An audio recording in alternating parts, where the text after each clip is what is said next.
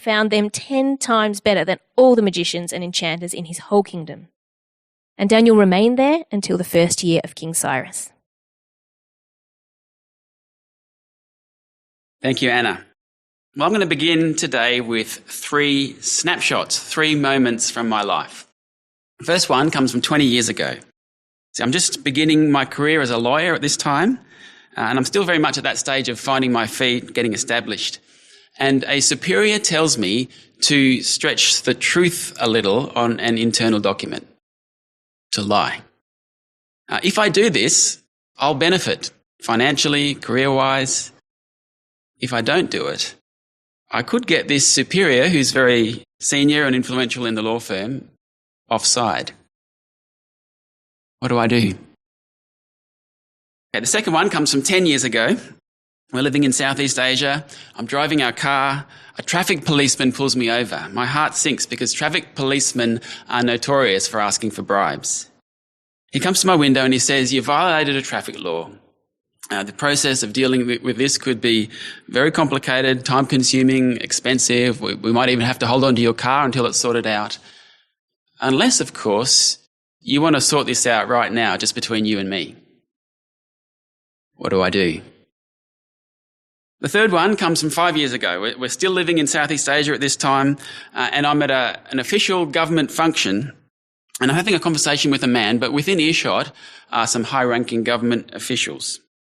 The conversation I'm having with the man turns to spiritual matters, and when I explain that I'm a follower of Jesus, he asks me the question, what is a follower of Jesus? So here's this perfect opportunity to share the good news. But proselytism is actually illegal, and if I get overheard and reported, our whole family could lose our visas and get sent back to Australia. What do I do? There we have 3 moments, 3 snapshots from my life, and each one of them, I knew what God's way required. But at each time I felt pressure, strong pressure to compromise. Why? Well, it's because the people who didn't follow God were in charge, were in control. People who didn't follow or know God's ways weren't seeking to advance his purposes. They were the ones that were, in some sense, in authority over me at the time. So it felt like if I lived God's way, if I lived an undefiled life for God, it felt like it wouldn't be good for me. It wouldn't even necessarily be safe for me. I wonder, have you had moments like that? At work, as a student, as a parent, with your finances, in your ministry, moments where you felt pressure to compromise your commitment to God's way. Have you had moments like that? I'm sure that you have. Will you have more moments like that in the future? I'm sure that you will. You see, as followers of Jesus, as people committed to his ways, to his purposes, we want to have the courage, don't we? We want to have the courage to live undefiled lives, holy lives, obedient lives. We want to have the courage to choose God's way, even when forces hostile to God seem to be in charge, seem to be in control, seem to be in authority over us. So how? How do we do that? How do we find the courage to live an undefiled life in a hostile world? That's our question this morning. How do we find the courage to live an undefiled life in a hostile world? Well, today we're going to look to Daniel chapter 1, which Anna read out a few moments ago, for an answer. So if you don't already have your Bible open to Daniel chapter 1, please do that now. Daniel chapter 1, as soon as we start reading it, straight away, we discover that Daniel's world, like ours, is a hostile one. Just have a look at these opening verses with me. I'll read from verse 1. In the 3rd year of the reign of Jehoiakim, king of Judah, Nebuchadnezzar, king of Babylon, came to Jerusalem and besieged it. And the Lord delivered Jehoiakim, king of Judah, into his hand, along with some of the articles from the temple of God. These he carried off to the temple of his God in Babylonia and put in the treasure house of his God. So the year is 605 BC, and this is the beginning of defeat and exile for the people of the kingdom of Judah, the southern kingdom. It's an exile that's going to unfold in 3 waves, and this is the first wave here where a small group of nobility are taken to Babylon. The second wave is going to come in 8 years' time, where a larger group will be taken, and then 11 years after that, in 587 BC, the third and final wave will come. That's when the Jerusalem is destroyed, the temple is burned to the ground, and all the remaining Jews, except the very poorest, are taken to Babylon. So this is the setting of our story. This is Daniel's world.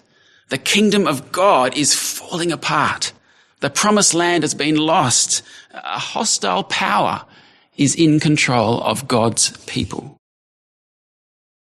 And did you notice what King Nebuchadnezzar of Babylon did? Did you notice what he did in verse 2? He took articles from the temple of God and he put them in the temple of his God. That's a pretty clear message there, isn't it? In fact, this was a very normal way to send a message in the ancient world. It's kind of like a victory dance today. It's a public shaming of the Israelites and their faith. Nebuchadnezzar is saying, my God has defeated yours. My God is more powerful than yours. Me and my God, we're in control. Do you ever see a public shaming of Christianity like that today in our world? Maybe when you read news articles from secularists celebrating the demise of the church. Maybe when you hear cultural leaders ridiculing Christians as outdated, as fools, as backing a weak God who's already been disproved. Well, that was Daniel's world, and in many ways it's our world too. Nebuchadnezzar is doing this victory dance.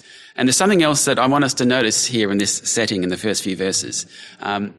It says there in verse 2 that the setting is Babylon, right? The king takes the articles to his temple in Babylonia, it says. But if you've got an NIV at least, and you look at the footnote, you'll see that what it actually has in the original is not Babylonia, it's Shinar. I wonder if that place name, Shinar, rings any bells for you. Way back in Genesis 11, the place where the people settle in defiance of God's command, the place where they build the Tower of Babel, that place was called Shinar. It's an old place name for Babylon.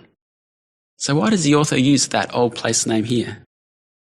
I think he wants to tell us that the setting for this story is a place of evil, a place of rebellion against God. It's a place where enemies of God, enemies of God's people, are in charge, are in control. So this is the setting. This is Daniel's world.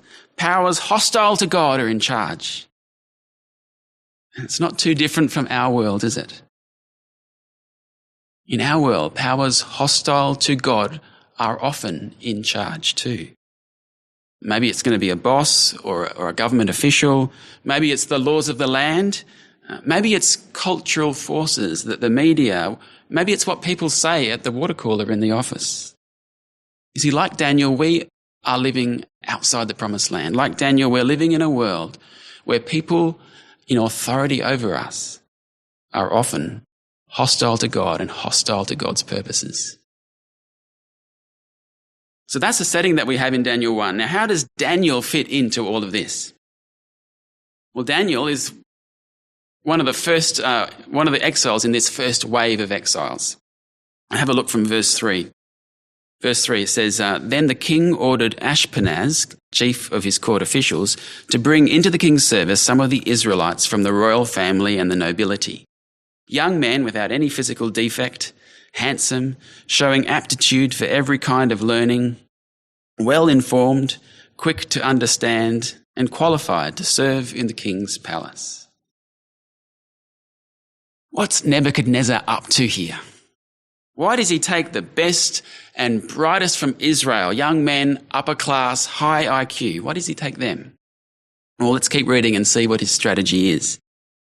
Continuing in verse 4. He was to teach them the language and literature of the Babylonians. The king assigned them a daily amount of food and wine from the king's table. They were to be trained for 3 years, and after that, they were to enter the king's service. So do you see what Nebuchadnezzar's up to here? He's taking this elite group of Israelites, cream of the crop, and he's going to reprogram them, re-educate them, brainwash them. He's going to turn them from Israelite teenagers into Babylonian officials, Babylonian wise men. Why? So that he can use them as tools of the state, tools of control and power. You see, like anyone building an empire, Nebuchadnezzar wants control of the region. And his strategy here is to take the elite Israelites and to win them over to the ways of Babylon. Verse 4, he's going to teach them the language and the literature of Babylon. Verse 5, he feeds them the food and wine from his own table. And this is to go on for 3 years. It's a bit like a BTH, isn't it? Or an MDiv. 3 years. And then at the end of those years, he'll have won them over to the ways of Babylon. They will be enamored with it. He'll have won their hearts and minds. And then he'll use them. These Israelites who have been converted to Babylonianism, he'll use them to control their own people. Maybe from Babylon as officials, or maybe sending them back to Israel to positions of influence there. So that is his strategy.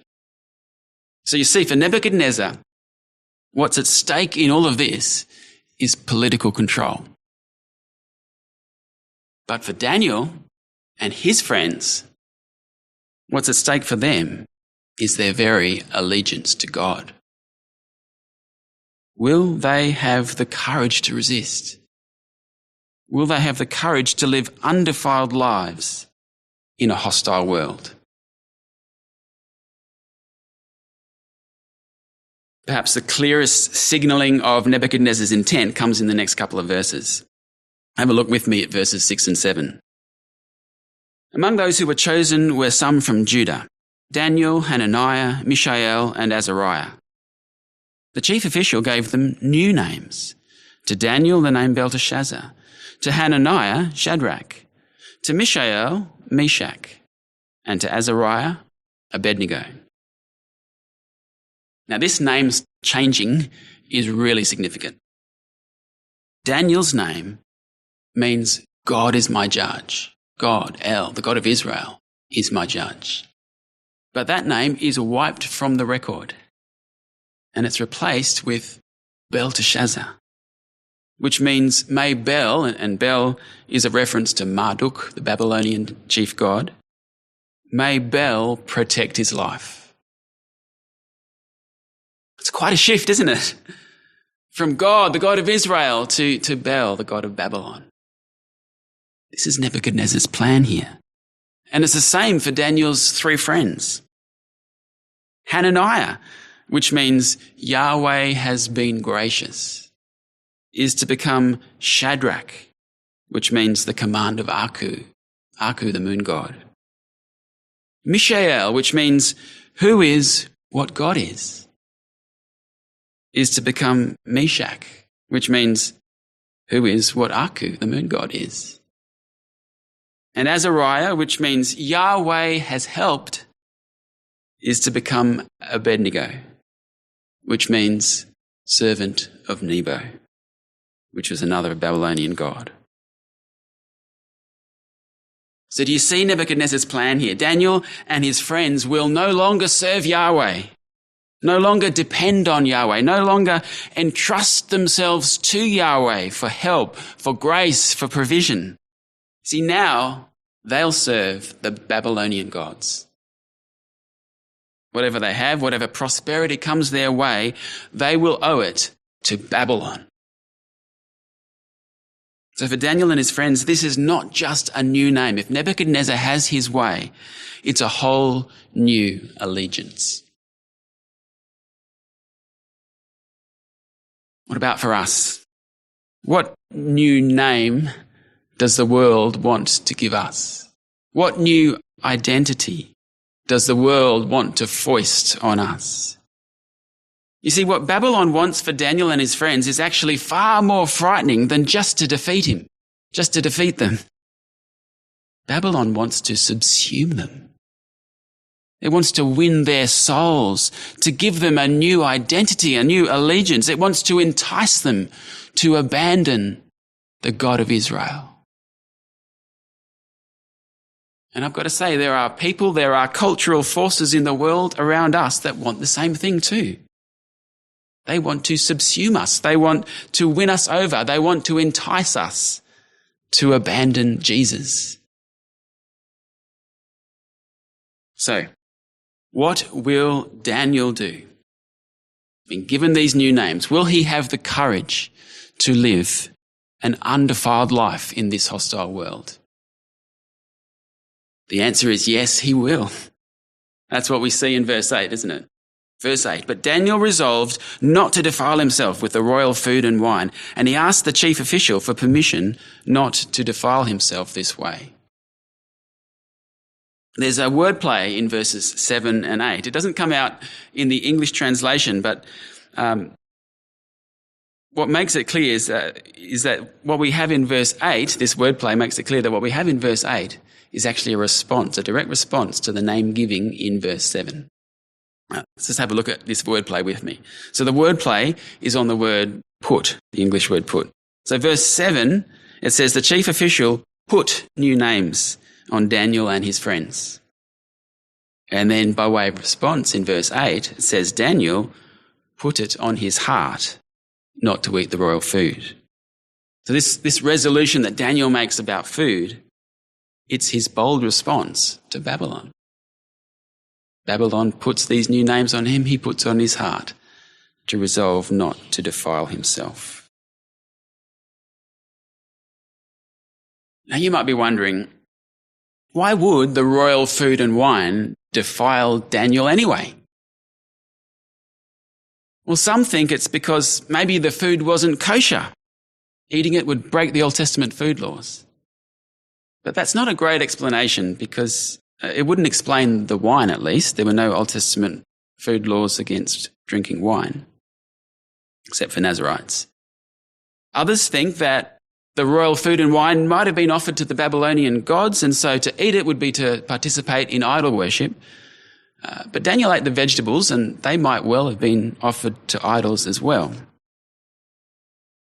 And to make matters more complicated, later in the book, many years later, later in the book of Daniel, Daniel actually does eat some of the rich royal food and wine from the king's table, and apparently he does so without defiling himself. So what's going on here? I think that eating the royal food and wine would define Daniel in this situation because eating it would be giving in to what Nebuchadnezzar is doing here. See, I think this is Daniel's way of saying no to Nebuchadnezzar's conversion plan. See, Nebuchadnezzar is feeding him both mind and body. Nebuchadnezzar wants to seduce him, wants to subsume him, to win him over to the ways of Babylon. Nebuchadnezzar wants to make Daniel something special. And when, after 3 years, Daniel has become something special, Nebuchadnezzar wants Daniel to say, I owe all this to Babylon and its gods. It's in the name, his new name, right? May Bel protect his life. Belteshazzar. And so Daniel here says no to all of that. He will not be defiled. He will not be defiled by entrusting his well-being to Babylon, to Bel, to Marduk. If Daniel's going to prosper, and he will, if Daniel's going to prosper, it will be because of Yahweh, not because he's dined on the rich food and wine from Nebuchadnezzar's table. So Daniel says no to the food and the wine. Now let's be really clear. This is a very risky move from Daniel. Whenever you or I say no to someone in authority over us, whenever we make a stand to someone in power, there's going to be risk involved. To see just how risky it was for Daniel, have a look at the official's response in verse 10. But the official told Daniel, I'm afraid of my lord the king, who has assigned your food and drink. Why should he see you looking worse than the other young men of your age? The king would then have my head because of you. This official knows what Nebuchadnezzar is like. He knows that Nebuchadnezzar is the kind of guy who impulsively will kill whole groups of people, as he is going to go on to do in chapters 2 and 3. So this official knows that you don't say no to Nebuchadnezzar. If the official might lose his head over Daniel's food strike, imagine what might happen to Daniel. This is a risky move from Daniel. Decisions to make a stand for God, to live undefiled lives for God, involve risk, serious risk. This is a high risk for Daniel here, and there will be high risk for us too. See, if we live undefiled lives for God in our hostile world, if we follow God's ways in our financial dealings, at work, in our parenting, in our ministry, there will be risk for us too. We mustn't underestimate the risks of living undefiled lives for God. So, Daniel's taken this courageous, risky option, but he's hit a snag, hasn't he? The chief official doesn't want to risk his own head. So what's Daniel going to do next? Is he going to abandon the plan because now it's got the potential to hurt innocent bystanders like this official? No, he's not. He keeps trying. He comes up with another idea. He tries someone else. This time he goes directly to the guard, his guard.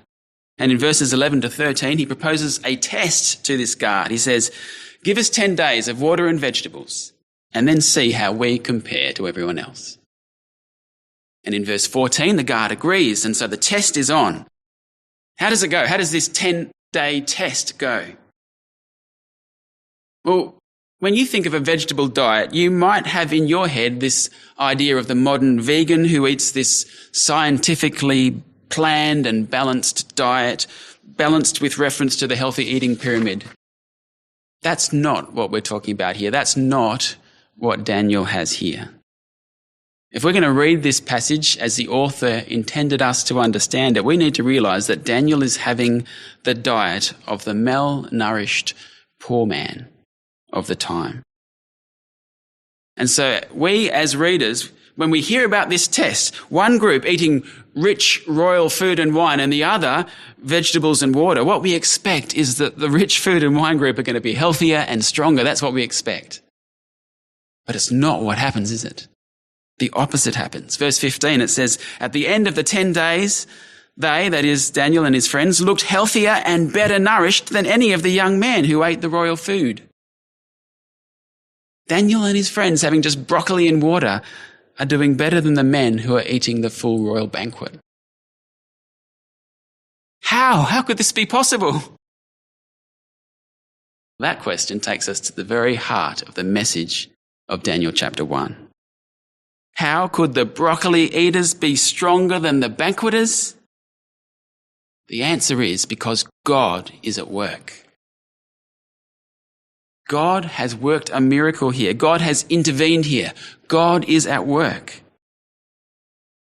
And so here's the message of this narrative, Daniel chapter 1. The message is that despite appearances, despite the appearance that Nebuchadnezzar's in control, or the Babylonian gods are in control, despite those appearances, God is the one who is in control. He's at work. He's carrying out his purposes. That's the message of Daniel 1. In fact, if we look back over the narrative so far, we'll see that the narrator's actually been building this point right from the start of the narrative. There's something I want us to notice in this narrative. There's a key phrase that pops up 3 times through this chapter. It's God gave. God gave.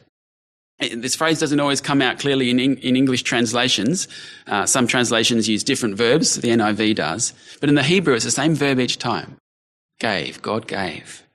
So I'm going to show you those 3 just now so we can see how God is building this case. The narrator is building this case. First one, this is right back at the start.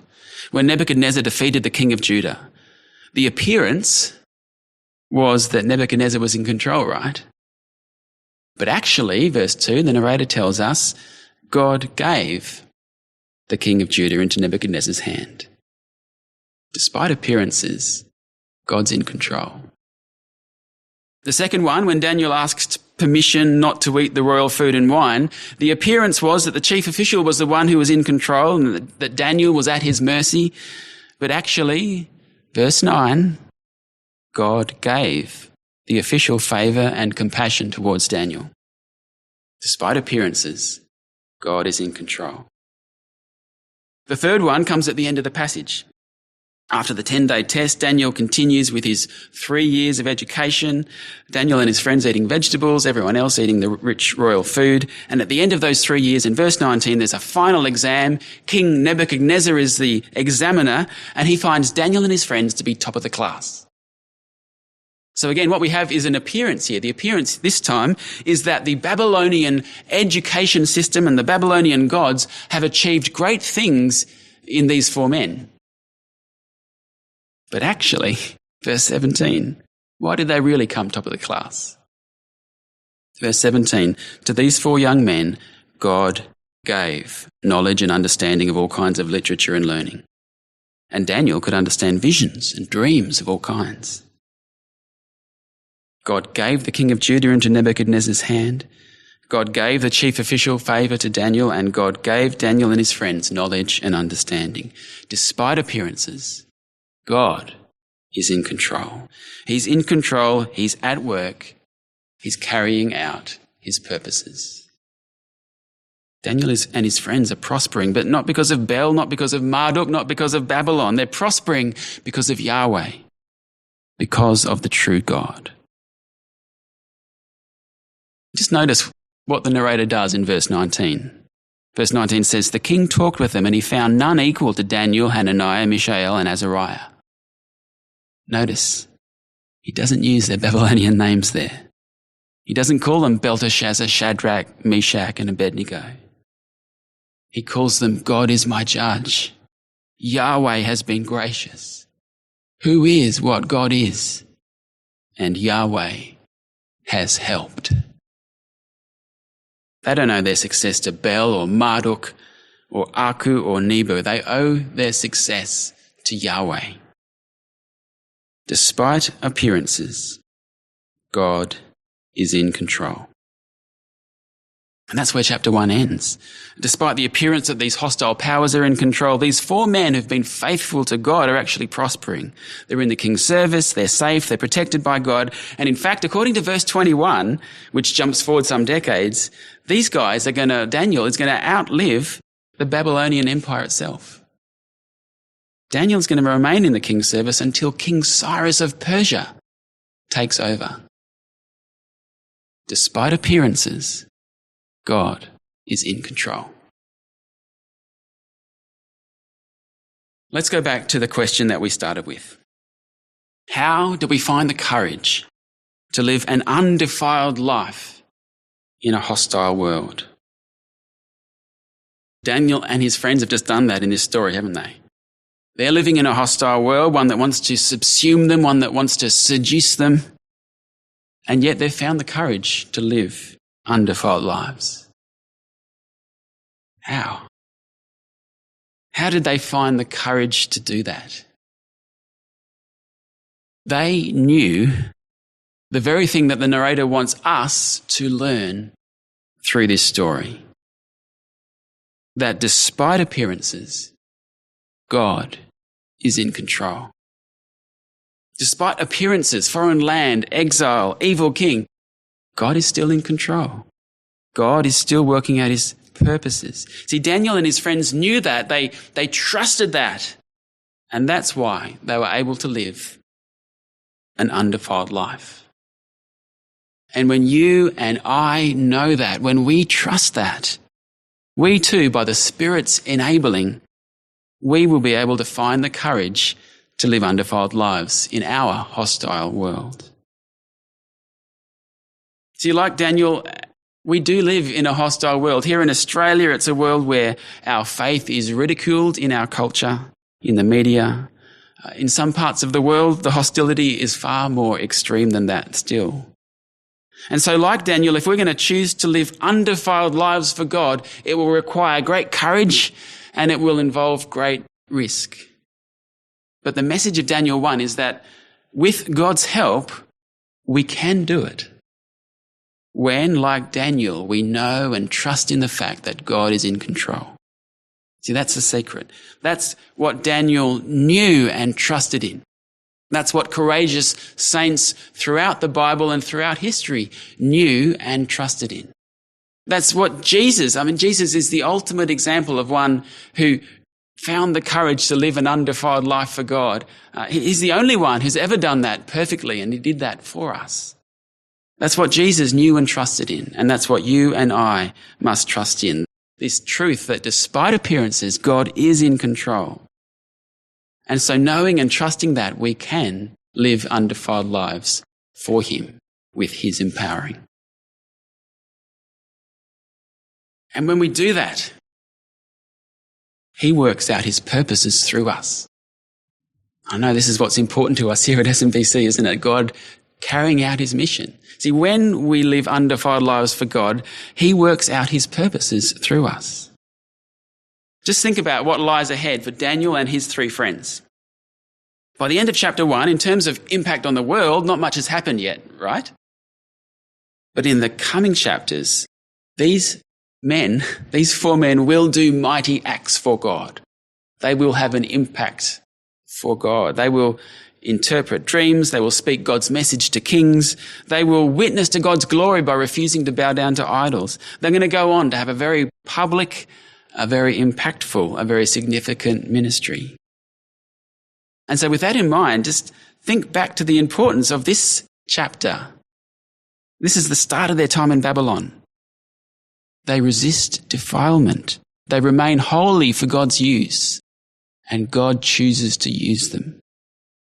In fact, in verse 17, we saw a moment ago, he gives them the gifts that they will need to serve him in Babylon. Daniel particularly gets the gifts of understanding dreams and visions. Just notice what's happened here in chapter 1. Daniel has entrusted himself to God. He's remained pure for God, undefiled, and God has chosen to gift him to carry out his purposes. This first allegiance test for Daniel is a relatively private one. Not many people know he isn't eating the royal food, just 3 friends and the guard, but God as well. God knows, God sees. And when God sees that, he chooses to entrust Daniel with gifts to carry out his purposes. Do you remember the 3 stories that I started with at the beginning? The pressure to lie at the law firm, the pressure to bribe a policeman, the pressure to stay silent about the gospel. I didn't think about it this way at the time, but as I look back on that first one, when I was a fresh-faced lawyer straight out of uni, facing my first ethical dilemma in the workplace, I can't help but wonder now, as I look back on that, if God put that in my path as part of my preparation for future ministry challenges. See, at the time, that the challenge seemed relatively private. Almost no one would know if I went ahead and did that lie. But looking back, I now see that I had bigger and more public challenges to come, and no doubt still do. Looking back, I can't help but wonder if that moment at the law firm was part of my preparation for service. What about you? Is now a time of preparation for you? We've been looking at Daniel's time of preparation, 3 years in the king's court. Many of you have 3 years at SMBC at the moment. And for Daniel, his greatest trials, we know, because when we read on to the rest of the book of Daniel, his greatest trials still lay ahead of him. And for many of you, for many of us, I suspect that that's the same. Our greatest trials still lie ahead in contexts of your future ministries, our future ministries. So if now is a time of preparation, then now is the time to develop the habit of living undefiled lives for God. Even in private things like finances, your thought life, your sexuality.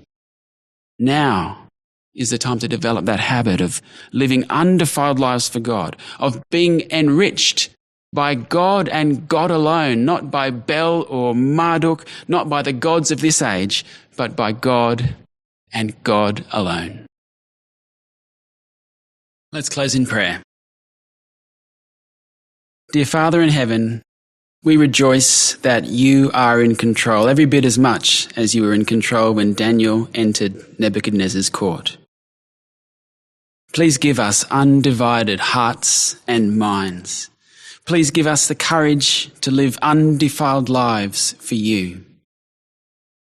We long for you to be pleased to use us to carry out your purposes. In Jesus' name we pray. Amen. That's all for today.